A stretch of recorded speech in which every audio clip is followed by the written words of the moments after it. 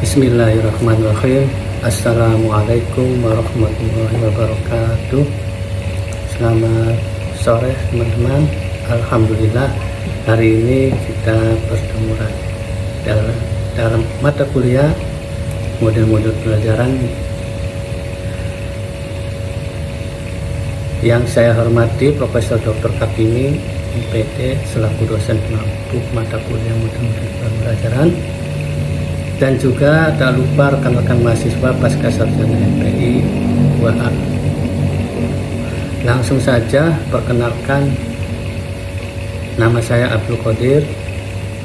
Di sini saya akan membahas tentang model pembelajaran PAIKM dan juga tematik. Yang pertama, kita akan bahas latar belakang terlebih dahulu. Kita tahu bahwa model pembelajaran adalah struktur konseptual yang mengatur proses pembelajaran untuk mencapai tujuan pembelajaran yang dikehendaki. Dalam dunia pendidikan, model pembelajaran berfungsi menjadi landasan bagi pengembangan strategi pengajaran yang efektif. Di sini terdapat dua model pembelajaran yang dapat diterapkan dalam proses pembelajaran di kelas, yaitu pembelajaran PAIKM dan tematik. Kedua model ini memiliki karakteristik dan pendekatan yang berbeda, namun bertujuan untuk meningkatkan aktivitas pembelajaran di dalam kelas. Selanjutnya, kita akan belajar tentang pengertian model pembelajaran PAIKM. Model pembelajaran PAIKM merupakan singkatan dari pembelajaran aktif, inovatif, kreatif, efektif, dan menyenangkan. Model pembelajaran ini menggambarkan keseluruhan proses mengajar yang berlangsung menyenangkan dengan melibatkan peserta didik untuk berpartisipasi secara aktif selama proses pembelajaran.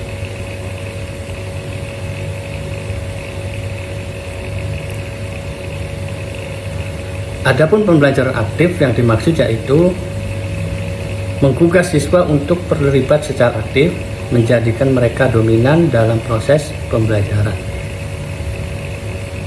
yaitu siswa menjadi pusat perhatian atau menjadi student center dalam proses pembelajaran. Kemudian inovatif, yaitu mengacu pada harapan untuk munculnya ide-ide baru atau inovasi positif yang meningkatkan proses pembelajaran. Nah, di sini guru juga diharapkan untuk mengemas pembelajaran dengan pendekatan baru untuk memperoleh peningkatan dalam belajar. Kemudian kreatif, yaitu pembelajaran yang menekankan pada pengembangan kreativitas anak, baik pengembangan kemampuan imajinasi dan juga daya cipta, maupun pengembangan kemampuan berpikir kreatif.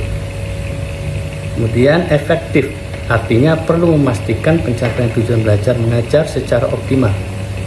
Terbukti dengan meningkatnya kompetensi yang dicapai siswa setelah melalui proses pembelajaran.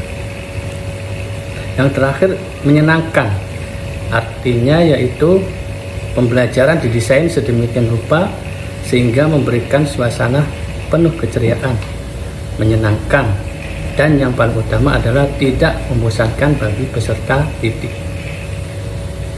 Suasana seperti itu akan membuat peserta didik bisa lebih fokus dalam proses pembelajaran sehingga dapat meningkatkan perhatian terhadap materi yang disampaikan oleh guru. Kemudian adapun menurut Subroto, model pembelajaran PAIKM adalah metode mengajar yang memanfaatkan topik spesifik untuk mengaitkan bahan pelajaran dengan rutinitas siswa, dan tujuannya memberikan pengalaman belajar yang signifikan bagi mereka. Dalam model PAIKM, guru memainkan peran sebagai pembimbing yang mendorong keterlibatan aktif siswa. Kemudian guru memanfaatkan beragam metode yang menarik dan sesuai dengan kenyataan rutinitas siswa. Nah, sehingga proses menjadi lebih menarik dan bermakna bagi peserta didik. Itu menurut Subroto. Kemudian selanjutnya karakteristik. Adapun karakteristik model pembelajaran Pakem, yaitu yang pertama, adanya sumber belajar yang beraneka ragam. Jadi guru tidak lagi mengandalkan buku sebagai satu-satunya sumber belajar, bisa menggunakan sumber belajar yang lain selain buku. Kemudian yang kedua, sumber yang beraneka ragam tersebut didesain dengan berbagai kegiatan. Yang ketiga, hasil kegiatan belajar mengajar dipajang di dinding kelas. Kemudian proses belajar juga bervariasi secara aktif. Yang keempat, dalam mengerjakan berbagai tugas siswa, baik secara individu maupun kelompok, mencoba mengembangkan kreativitasnya semaksimal mungkin. Siswa dituntut untuk menggunakan kreativitasnya itu semaksimal mungkin dalam proses pembelajaran Pakem. Yang kelima, dalam melaksanakan kegiatan yang beraneka ragam, maka nampak antusias atau kesenangan dari siswa biasanya. Kemudian yang terakhir, adanya refleksi, yaitu siswa menyampaikan kesan yang baru mereka terima. Itu karakteristik model pembelajaran Pakem. Adapun pembelajaran Pakem yaitu memiliki prinsip-prinsip. Yang pertama, pengalaman langsung. Maksudnya siswa mendapatkan pembelajaran sekaligus tidak hanya teori tetapi juga prakteknya. Misalnya dalam pembelajaran olahraga, tidak hanya teori saja yang didapatkan siswa mengenai misalnya bagaimana caranya menservis bola voli, misal contohnya bola voli, kemudian caranya menerima atau mengumpan bola, tetapi siswa juga praktek langsung di dalamnya. Itu yang namanya pengalaman langsung. Kemudian yang kedua, komunikasi yang efektif. Guru dan peserta didik memiliki frekuensi yang sama, ya, memiliki tujuan komunikasi yang sama, yaitu namanya komunikasi yang efektif. Kemudian yang ketiga, interaksi multi arah. Dalam proses pembelajaran, guru berkomunikasi dengan peserta didik, kemudian peserta didik berkomunikasi dengan peserta didik yang lain, lalu peserta didik berkomunikasi dengan lingkungan sekitarnya. Itu yang dinamakan interaksi multi arah. Yang terakhir, adanya refleksi. Nah, kemudian adapun kelebihan dan kekurangan daripada model pembelajaran Pakem. Yang pertama, kelebihan yaitu relevansi pengalaman dan aktivitas belajar peserta didik yang sesuai dengan tahap perkembangannya. Kemudian yang kedua, kesesuaian aktivitas yang disesuaikan dengan minat dan keperluan peserta didik. Yang ketiga, makna yang diberikan pada kegiatan belajar bagi peserta didik memungkinkan hasil pembelajaran yang berkelanjutan. Yang keempat, terdapat perkembangan kemampuan berpikir siswa pada kegiatan belajar mengajar. Yang kelima, adanya penyesuaian kegiatan belajar mengajar dengan situasi siswa. Dan yang terakhir, kelebihan dari model pembelajaran Pakem yaitu adanya pengembangan keterampilan sosial seperti kerjasama, komunikasi, dan keterbukaan terhadap saran seseorang pada proses belajar. Ya, kemudian adapun kekurangannya yaitu membutuhkan banyak waktu. Model pembelajaran Pakem pastinya membutuhkan banyak waktu, ya, baik dari segi mendesain pembelajaran maupun dalam proses pembelajarannya, yaitu membutuhkan waktu yang lebih. Yang kedua, kemudian guru dituntut untuk memiliki keterampilan dan juga kreativitas yang tinggi. Yang ketiga, sering terjadi proses pembelajaran yang hanya terfokus pada permainan saja. Yang keempat, membutuhkan biaya yang tidak sedikit. Dan yang terakhir, membutuhkan persiapan yang matang. Jadi untuk mendesain model pembelajaran PyCamp ini, guru perlu mempersiapkannya secara matang, baik dari materi ajarnya, kemudian alat dan bahannya. Kemudian tahapan-tahapannya juga harus dikuasai secara matang. Nah, adapun langkah-langkah model pembelajaran PyCamp itu ada 6 langkah yang harus ditempuh, ya. 6 langkah atau 6 tahap. Tahap yang pertama yaitu pengenalan atau pendahuluan. Biasanya di dalamnya itu guru mengaitkan pelajaran yang akan dilakukan atau dilaksanakan dengan pembelajaran yang sudah dilakukan di minggu sebelumnya. Kemudian motivasi peserta didik, dan memberikan pertanyaan kepada peserta didik mengenai konsep-konsep atau prasyarat yang sudah dikuasai oleh peserta didik, dan terakhir menyampaikan tujuan pembelajaran yang akan dilaksanakan. Tahap yang kedua yaitu penyajian materi. Guru mempresentasikan konsep-konsep yang harus dikuasai oleh peserta didik, kemudian menjelaskan juga alat dan juga bahan yang dibutuhkan. Tahap yang ketiga, bimbingan praktek. Guru itu menempatkan peserta didik ke dalam kelompok belajar. Selanjutnya dijelaskan langkah-langkah kegiatan yang akan dilaksanakan. Lalu memberikan bimbingan kepada kelompok yang membutuhkan. Terakhir, mengumpulkan hasil kerja dari kelompok.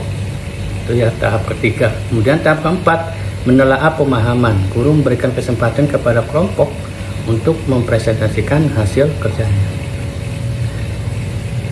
Tahap kelima, pengembangan dan penerapan. Guru membimbing peserta didik untuk menyimpulkan seluruh materi pembelajaran yang sudah dipelajari. Dan yang terakhir, tahap 6, analisis dan evaluasi.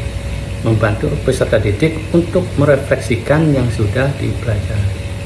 Kemudian adanya penilaian.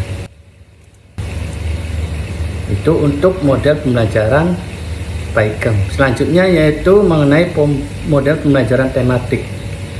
Model pembelajaran tematik adalah suatu kegiatan pembelajaran dengan memadukan materi beberapa pelajaran dalam satu tema yang menekankan keterlibatan peserta didik dalam belajar dan pemberdayaan dalam memecahkan masalah, sehingga hal ini dapat menumbuhkan kreativitas sesuai dengan potensi dan kecenderungan mereka yang berbeda satu dengan yang lainnya.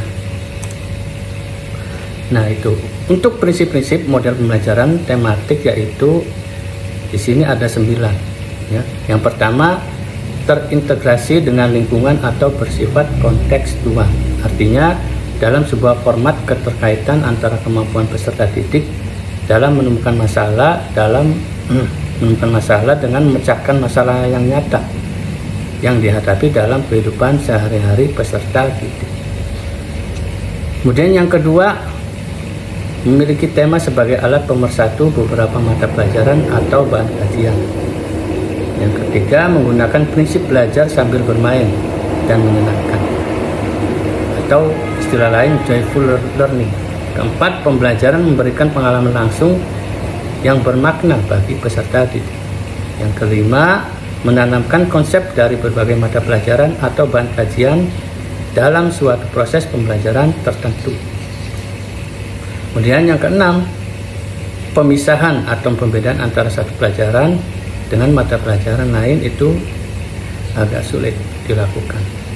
Yang ketujuh, pembelajaran dapat berkembang sesuai dengan kemampuan, kebutuhan, dan minat peserta didik. Dan delapan, pembelajarannya itu bersifat fleksibel.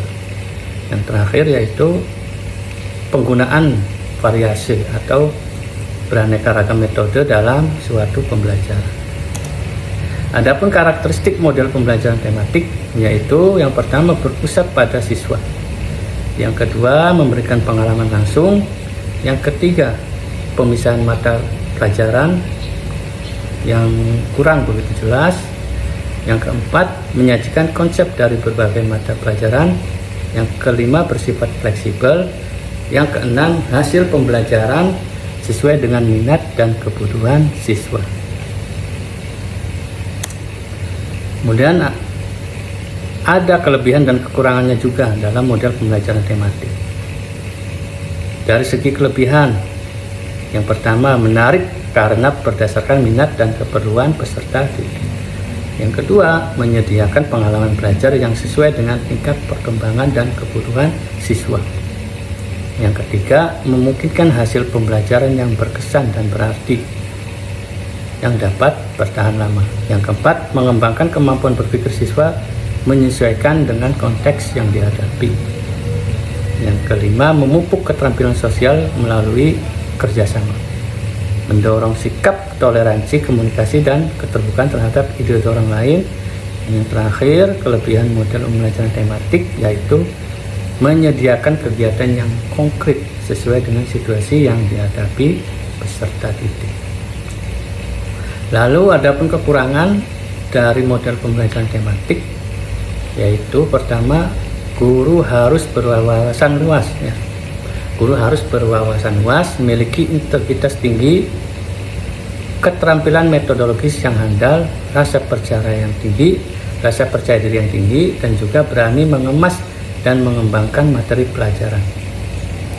Yang kedua, menuntut kemampuan peserta didik yang relatif baik dari segi akademik maupun kreativitasnya. Karena dalam model pembelajaran tematik ini menekankan pada kemampuan analitis, asosiatif, dan kemudian eksplorasi, dan kemudian elaboratif. Yang ketiga, memerlukan bahan bacaan atau sumber informasi yang cukup banyak dan juga bervariasi, dan memungkinkan membutuhkan fasilitas internet yang mumpuni. Yang keempat, kurikulum yang digunakan itu harus luas, kemudian berorientasi pada pencapaian ketuntasan pemahaman peserta didik, bukan pada pencapaian target menyampaikan materi. Yang kelima, membutuhkan cara penilaian yang menyeluruh. Terakhir, mengutamakan salah satu bidang kajian dan menenggelamkan bidang kajian lain tergantung pada latar belakang pendidikan guru yang mengampu. Nah, di sini ada pun langkah-langkah pembelajaran tematik itu ada tiga, ya, ada tiga tahapan. Yang pertama, tahap perencanaan, yang di dalamnya yaitu ada pemilihan tema dasar yang dilakukan oleh guru dengan mengacu pada tujuan dan juga materi pokok yang ada pada setiap mata pelajaran yang terdapat pada kurikulum. Kemudian perencanaan aktivitas, di mana di dalamnya berisi pemilihan sumber, kemudian pemilihan aktivitas, dan juga perencanaan evaluasi. Yang ketiga, kontrak belajar. Belajar ini akan memberikan arah dan juga sisi aktivitas peserta didik dan merupakan suatu kesepakatan antara guru dan juga peserta didik. Kemudian tahap kedua, tahap pelaksanaan. Di dalamnya itu terdapat pembukaan, kemudian ada kegiatan inti, dan ada penutupnya dalam pelaksanaan itu ya, dalam tahap pelaksanaan. Yang terakhir, tahap ketiga, yaitu penilaian atau evaluasi. Dalam proses penilaian ini tidak hanya penilaian dari segi hasil pelajaran, tapi juga pada proses kegiatan pembelajaran. Jadi ada dua tahap penilaian dalam proses penilaian. Yang pertama, penilaian proses kegiatan dan juga hasil dari kegiatan.